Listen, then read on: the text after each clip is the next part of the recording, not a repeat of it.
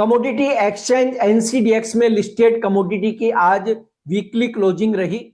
धनिया, जीरा, हल्दी, कॉटन केक, गंवार गम की वीकली क्लोजिंग क्या संकेत दे रही है कि अगले हफ्ते इसमें क्या खेल होगा, इस पर बात करेंगे पृथ्वी फिनमार्ट के कमोडिटी डायरेक्टर मनोज कुमार जैन से। मैं हूं कमल शर्मा। मनोज जी, आपका स्वागत है मोलतोल में। नमस्कार कमल जी। जी नमस्कार। मनोज जी, सबसे ज्यादा नजर ट्रेडर्स की इन दिनों धनिया, जीरा, हल्दी यानी मसाला बास्केट्स पर है। तो धनिया में जिस तरह से वीकली क्लोजिंग हुई है वो आगे के लिए क्या संकेत दे रही है? नमस्कार कमल जी, बिल्कुल। यहाँ पे सबसे पहले तो धन्यवाद आपका शो में बुलाने के लिए। और जहाँ तक हम यहाँ पे वीकली क्लोजिंग की बात करें तो धनिया ने गत सप्ताह जो है निचले स्तरों से अच्छी रिकवरी दिखाई है, और लगातार 3 सप्ताह से जो गिरावट चली आ रही थी उसके ऊपर धनिया यहाँ पे जो है रुकता हुआ नजर आया। और इस सप्ताह हमने वहां पे बहुत ही अच्छी बढ़त धनिया की कीमतों में आते हुए देखी है। वीकली चार्ट यहाँ पे एक पॉजिटिव मोमेंटम दिखा रहा है धनिया में, और हमारा मानना है कि वीकली चार्ट के अनुसार अगले सप्ताह धनिया में 10,600 जो है वो काफी महत्वपूर्ण सपोर्ट रहेगा। और कीमतें फिर से एक बार वहां पे अगर हम कहें तो अपसाइड में 11,800 11,900 के स्तर जो है वो उसको टेस्ट कर सकती है। तो यहाँ पे डिप्स में बाय ही करने की रणनीति बना करके चलना चाहिए। कहीं भी अगर कीमतें 11,000 से 11,100 की रेंज में आती है तो वहां पे खरीदारी करें 10,600 के नीचे के स्टॉप लॉस से। और ऊपर में यहाँ पे 11,800 से 12,000 तक के लक्ष्य जो है वो धनिया में रखे जा सकते हैं।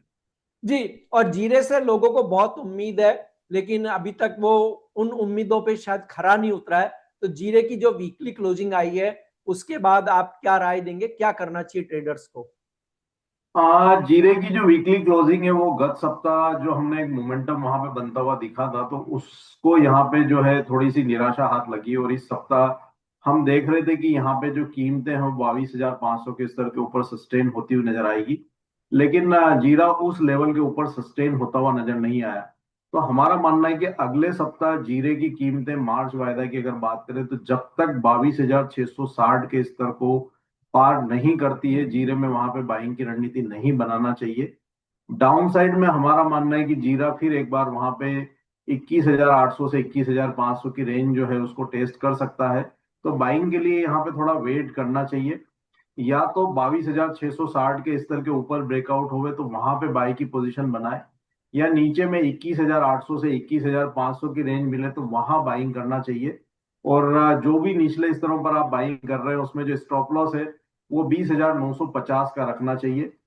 जब आप वहां पे 22,660 के स्तर के ऊपर बाइंग करते हैं तो वहां पे स्टॉप लॉस जो है 22,100 के नीचे का रहना चाहिए। हमारा मानना है कि स्लो एंड स्टडी जो है कीमतें फिर एक बार 23,000 से 23,200 की ओर जाती हुई नजर आएंगी।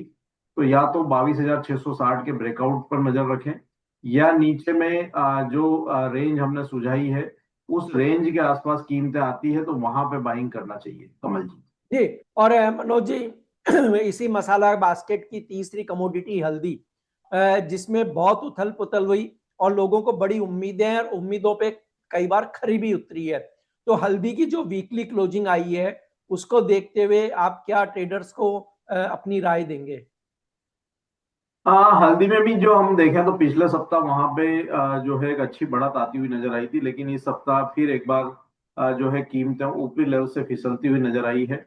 तो हल्दी की अगर हम वीकली क्लोजिंग की बात करें तो वो वहां पे थोड़ी निराशाजनक है, लेकिन डेली चार्ट पे यहाँ पे जो है निचले स्तरों से थोड़ी रिकवरी जरूर हल्दी की कीमतों ने दिखाई है। हमारा मानना है कि हल्दी में यहाँ पे 15 जो अप्रैल कॉन्ट्रैक्ट है उसमें 16,660 जो है वो एक स्ट्रॉन्ग रेजिस्टेंस बना हुआ है वीकली बेसिस पे। और जब तक कीमतें 16,650 के स्तर के ऊपर सस्टेन नहीं होगी यहाँ पे बड़ा जो है मोमेंटम देखने को नहीं मिलेगा। तो यहाँ पे जो एक रेंज है अगर मैं बात करूं तो अप्रैल कॉन्ट्रैक्ट की, तो 15,000 से 16,600 का जो एक रेंज है वो अगले सप्ताह देखने को मिल सकता है। लेकिन यहाँ पे ऊपर के स्तरों पर मुनाफा वसूली करने की सलाह रहेगी लॉन्ग पोजीशन में। और 16,650 के स्तर के ऊपर अगर क्लोजिंग आती है डेली बेसिस पे तो ही फिर वहां पे लॉन्ग की पोजीशन जो है पोजिशनली होल्ड करना चाहिए। नहीं तो एक जो रेंज है 15,000 से 16,600 की, उसी में यहाँ पे ट्रेड लेना चाहिए।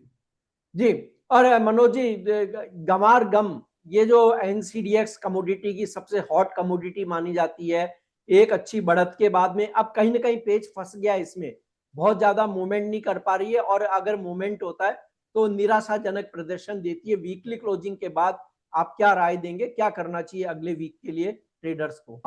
यहाँ भी एक दायरा ही बना हुआ है कमल जी, और हमारा मानना है कि जो दायरा है, अगर मैं ग्वारगम की बात करूं तो जो रेंज है वो 9,800 से 10,350 की बनी हुई है। तो यहाँ पे इस रेंज में ही जो है ट्रेड अगले सप्ताह भी देखने को मिलेगा। 10,350 के स्तर के ऊपर अगर यहाँ पे क्लोजिंग आने में सफल रहती है ग्वारगम मार्च वायदा में, तो फिर इसमें एक पॉजिटिव मोमेंटम बनता हुआ नजर आएगा, जो कीमतों को ऊपर में 10,900 तक ले जा सकता है। तो ब्रेकआउट के ऊपर नजर रखना चाहिए। वहीं अगर कीमतें यहाँ पे जो 9,800 का लेवल है उसके नीचे अगर ब्रेकडाउन दे देती है, तो फिर इसमें यहाँ पे नीचे में 9,350 तक जो है गिरावट देखने को मिल सकती है। तो 9,800 से 10,350 की जो रेंज है ग्वारगम में, उसके ऊपर नजर रखना चाहिए। किसी भी तरफ या तो ब्रेकआउट या ब्रेकडाउन होता है तो फिर उसके अकॉर्डिंग वहां पे पोजीशन जो है वो बनाई जा सकती है। जी, और अंत में कॉटन सीड ऑयल केक, ये भी इस साल काफी बढ़त में रही है। अब वीकली क्लोजिंग के बाद Manoj ji, cotton seed oil cake में क्या होगा? कॉटन सीड ऑयल केक में हमने पिछले सप्ताह बढ़त देखी थी। इस सप्ताह कीमतें सप्ताह के शुरुआत में गिरावट दिखा रही थी, लेकिन सप्ताह के आखिर में निचले स्तरों से वहां पे रिकवरी बनती हुई नजर आई है। और आज की जो क्लोजिंग है डेली, वो काफी बेहतर रही है, और वीकली क्लोजिंग भी यहाँ पे उम्मीद के मुताबिक ही रही है। तो हमारा मानना है कि यहाँ पे जब तक कॉटन सीड ऑयल केक का मार्च वायदा 3,230 के स्तर को क्लोजिंग बेसिस पर होल्ड कर रहा है, यहाँ पे बाइंग की पोजीशन में बने रहना चाहिए 3,230 के नीचे के स्टॉप लॉस से डेली क्लोजिंग बेसिस पर। और ऊपर में कीमतें, हमारा मानना है कि वापस से एक बार 3,400 के जो स्तर है वो नेक्स्ट वीक टेस्ट कर सकती है। तो 3,300 के स्तर के ऊपर यहाँ पे बाइंग की पोजीशन में बना रहना चाहिए। स्टॉप लॉस यहाँ पे 3,220 के नीचे का रखना चाहिए। ऊपर में टारगेट 3,400 तक के कॉटन सीड ऑयल के मार्च वायदा में रखे जा सकते हैं। जी मनोज जी, आपका कोई डिस्क्लेमर? जितनी भी कमोडिटीज हमने कमल जी डिस्कस की है, उसमें हमारी कोई फ्यूचर्स मार्केट में पोजीशन नहीं है। हमारे क्लाइंट्स की इनमें रिकमेंडेशन के चलते पोजीशन हो सकती है। कोई भी ट्रेडर यहाँ पे किसी भी कमोडिटी में कोई भी ट्रेड की या निवेश की रणनीति बना रहे हैं, तो अपने वित्तीय सलाहकार की सलाह से ही बनाए, और हमारे सुझाए गए लेवल्स के अनुसार अगर बना रहे हैं तो उनमें स्टॉप लॉस का पालन जरूर करें। जी आपका धन्यवाद, शुक्रिया मनोज जी।